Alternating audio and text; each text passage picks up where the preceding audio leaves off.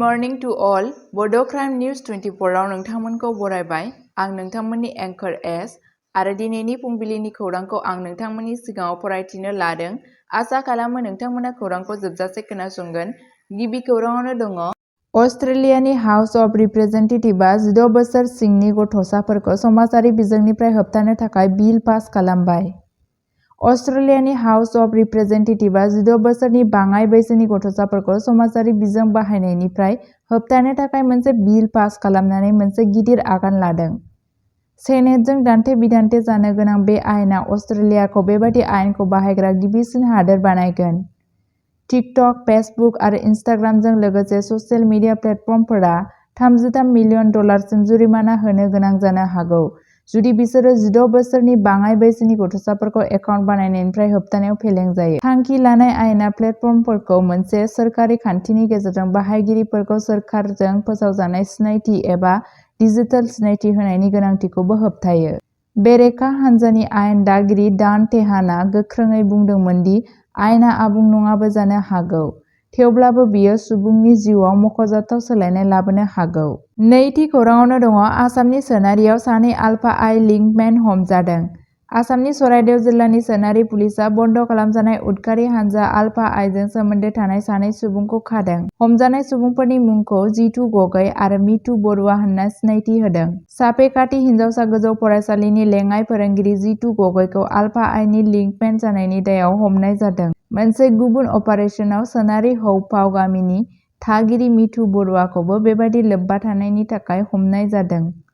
बे खानायफोरा ओनसोलाव बिग्रायारि हाबाफारिफोरखौ हेफाजाब होग्रा सुबुंफोरनि बेरेखायै पुलिसनि सोलिबाय थानाय गाग्लोबनायनि गोदानसिन।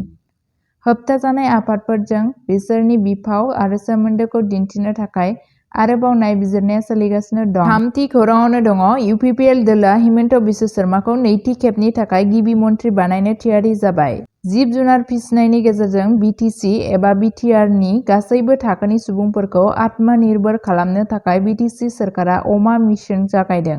बिटिसिनि जुनार फिसिग्रा बिफाननि मावफुं सोद्रोमा राकेश ब्रह्मआबो दिनै बाक्सा जिल्लानि मुसलपुराव रोजा रोजा मुलाम्फायारिफोरनो अमा राननानै होयो। बे बुब्लियाव मावफुं सोद्रोमाया बुंथियो दि फैबाय थानाय बिटिसि बिसायख'थिनि थाखाय इउपिपिएल दोलोआ गोख्रोङै थियारि। बिथाङा फैबाय थानाय बिधानसभा बिसायख'थिनि सायावबो बिबुंथि होदोंमोन। बिथाङा बुंदोंमोन दि बिटिसिनि बिसायख'थियाव जों इउपिपिएल भाजपाया गोरोबथायाव मोन 40 मासिनि गेजेराव मोन 40 मासिखौबो दखल खालामनो हागोन। बे समावनो मावफुं सोद्रोमा राकेश ब्रह्मआ बेखौबो बुंथियो दि इउपिपिएल दोलोआ 2026 मायथाइनि बिधानसभा बिसायख'थियाव बिजेपि दोलोखौ मदद खालामनानै डक्टर हिमन्त बिश्व शर्माखौ नैथि खेबनि थाखाय गिबि मन्थ्रि बानायनो थियारि जागासिनो। ब्रैथि खौराङावनो दङ आसाम सोरखारा 9,000 फोरोंगिरि थिसनगोन आरो बिपिएल फरायसाफोरनि थाखाय मासुलखौ रेहाय होनाय जागोन। सोलोंथाइ मन्थ्रि डक्टर रनज पेगुआ बुंदों।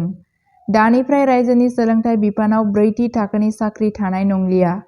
आसाम सोरखारनि सोलोंथाइ बिफाना दा फरायसालिफोराव 4थि थाखोनि मावफारियाफोरखौ थिसननाय नंलिया। फरायसालिफोराव 4थि थाखोनि मावफारियाफोर थिसननायखौ लानानै दान्थे-बिदान्थे जानायनि जाहोनाव सोलोंथाइ बिफाना बे थांखिखौ लादों। मैया दिसपुरनि जनता भवनाव खुंनाय गिबि मन्थ्रिनि जर'खा बिथांखिनि सिङाव रायजोनि सोरखारि आरो प्रभिन्सियेलाइज फरायसालिफोरनि 12 आरो 12 थाखोनि फरायसाफोरनो मासुल रेहाय होनायनि रां हगारनायनि मोनसे जर'खा हाबाफारियाव बाहागो लानानै सोलोंथाइ मन्थ्रि डक्टर पेगुआ बे बाथ्राखौ फोरमायो। बबेखानि फरायसालिफोराव 4थि थाखोनि साख्रिनि जायगाया माल्टि टास्किं मावफारियाफोरखौ थिसननाय जागोन। आसाम सोरखारनि सोलोंथाइ बिफाना बे माल्टि टास्किं मावफारियाफोरखौ थिसननायाव जर'खा बिफाव लानाय नङा। बेनि सोलायै फरायसालिफोरानो बे मासिखौ थिसननायनि बिबानखौ मावफुंनांगोन। बेनि अनगायैबो फोरोंगिरिफोरनि थिसनथायनि आयदायाव बिथाङा बुंदोंमोन दि दानिफ्राय फोरोंगिरि थिसननायनि बिखान्थिया फरायसा आरो आयदाफोरनि रुजुनायाव खालामनाय जागोन। बेनि थाखाय दानिफ्राय आयदानि गुवारै फोरमायथिबो होनांगोन। आयदा बादियै मोनफ्रोमबो आयदायाव फोरोंगिरिफोरनि थिसनथायनि थाखाय बाङाइसिनाव सा 10 फोरोंगिरिफोरनि गोनांथि जागोन। बेनि अनगायैबो सानखान्थि फोरोंगिरिफोरनि थिसनथायजों लोगोसे सानखान्थि फोरोंगिरिफोरनि मासि सोरजिनायनि थाखाय साख्रि सिबिथायनि नेमफोरखौ सिगांनिफ्रायनो सोदांनाय जाबाय। बेराफारसेथिं सोलोंथाइ मन्थ्रिया बुंदों दि इयुनाव सोलोंथाइ बिफानाव आरो कन्ट्राक्चुएल फोरोंगिरि थानाय जानाय नंलिया। दानिफ्राय खालि सरासनस्रा मासिफोरखौल' थिसननाय जागोन। मोनफ्रोमबो फरायसालियाव गोनांथार महरै टेट रोंग'थि गोनां फोरोंगिरिफोर थाथारनांगोन। सोलोंथाइ मन्थ्रिनि बादियैब्ला थाबैनो आरोबाव 9,000 फोरोंगिरिफोरखौ थिसनथाइ होनाय जागोन। फोरोंगिरिफोरहा ओनसोलारि रावनि सायाव गियान थानांगोन। फैगौ सोलोंथायारि बोसोरनिफ्राय गासैबो फरायसालिफोराव स्मार्ट क्लासरुम थागोन। बेराफारसेथिं बे फालिथायाव बिथाङा बुङो दि फरायसाफोरनि मुं थिसननाया बेसेन नाङै जानांगौ आरो बुंदों दि टिउसननि मुङाव फरायसाफोरनिफ्राय मासुल लानाया मोनसे सरासनस्रा नङै खामानि। सोरखारा फोरोंनायनि थाखाय फोरोंगिरिफोरनो दान बान्था होयो। बिनि उनावबो टिउसननि मुङाव मासुल लानायनि जुक्तिया मा होननानै सोङो। बिथाङा बुंदोंमोन दि दानिफ्राय सोरखारि आरो रायजोआरि खालामजानाय फरायसालिफोरा मासुल लानो हानाय नङा। बेखौ नोजोर होनो गोनां दि दिनै जनता भवनआ गिबि मन्थ्रिनि जर'खा बिथांखिनि सिङाव निखावरि हांखोनि गाहायाव थानाय फरायसाफोरनि थाखाय मुं थिसननाय मासुल रेहायनि रांखौ हगारनाय जादोंमोन। सोलोंथाइ मन्थ्रि ड. रनज पेगुआ बुंदोंमोन दि बिथाङा बे हाबाफारियाव बाहागो लानो मोननानै जोबोद गोजोननाय मोन्दों।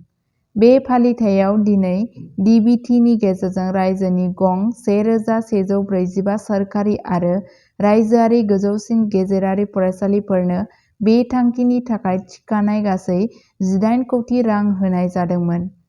सोलोंथाइ मन्थ्रिया 12 आरो 12 थाखोनि गासै सा 2,50,899 फरायसाफोरखौ बरायदोंमोन। बड' क्राइम निउज 24 खौ नायनायनि थाखाय साबायखर। सानफ्रोमबो बड'लेण्ड आरो बिनि बायजोनि खौरां आरो आपडेटनि थाखाय बड' क्राइम निउज 24 चेनेलखौ अन्नानै नोंथांमोना साबस्क्राइब खालामनानै ला आरो लोगोफोरनोबो शेयार खालामनानै हो। गोजोन्थों।